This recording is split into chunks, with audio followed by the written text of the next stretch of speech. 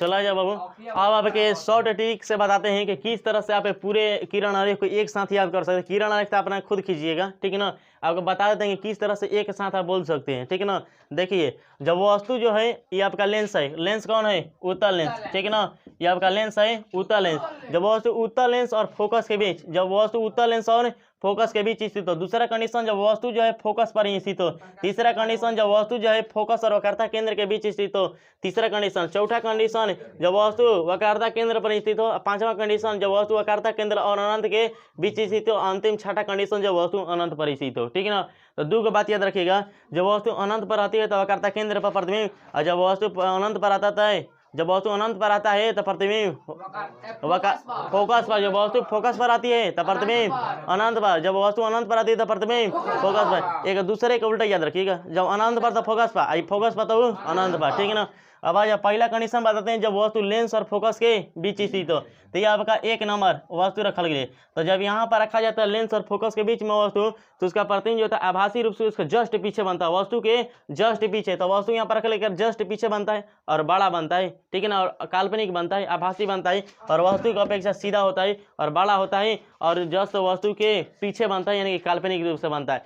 अब उत्तल लेंस में यही एक आपका प्रतिबिंब बनेगा, जो हर समय एक ही प्रतिबिंब जो है आपका क्या बनता है? काल्पनिक बनता है। बाकी के बाकी सभी के सभी वास्तविक बनते हैं। तो दूसरा कंडीशन आ जाइए, जो वस्तु कहाँ पर रखा गया है?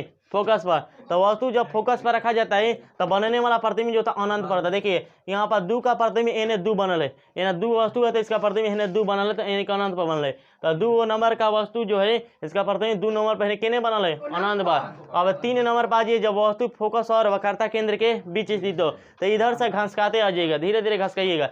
जब वस्तु फोकस और वक्रता केंद्र के बीच स्थित हो तो उसका प्रतिबिंब अनंत और वक्रता केंद्र के बीच। इधर अनंत हो गया, ये का वक्रता केंद्र हो गया, यानी कि 2f2 दोगुना होता है फोकस के। तो 3 नंबर का प्रतिबिंब यहाँ पर दिखाया गया है, ठीक है ना। और वस्तु की अपेक्षा ये बड़ा बनता है, ठीक है ना। और क्या होता है? उल्टा होता है। और क्या होता है? वास्तविक हो जाता है। वास्तविक और क्या? उल्टा, और वस्तु से बड़ा, ठीक है ना, बड़ा।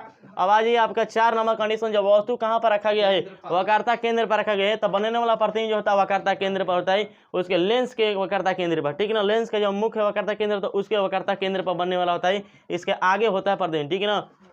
तो यहाँ पर दर्शाया गया 2f2, यानी कि वस्तु के साइज के बराबर होगा, वास्तविक होगा, और क्या होगा? उल्टा होगा। तो एक बात याद रखिएगा, उत्तल लेंस में एक कंडीशन है, जब वस्तु बराबर बनेगा, वो हर समय केवल और केवल एक कंडीशन है आपका, जब वक्रता केंद्र पर वस्तु के रखा जाएगा। तो वक्रता केंद्र पर वस्तु को रखते हैं तो उसका प्रतिबिंब लेंस का वक्रता केंद्र पर बनता है, और बराबर बनता है, वास्तविक बनता है, और वस्तु की अपेक्षा उल्टा बनता है, ठीक है ना।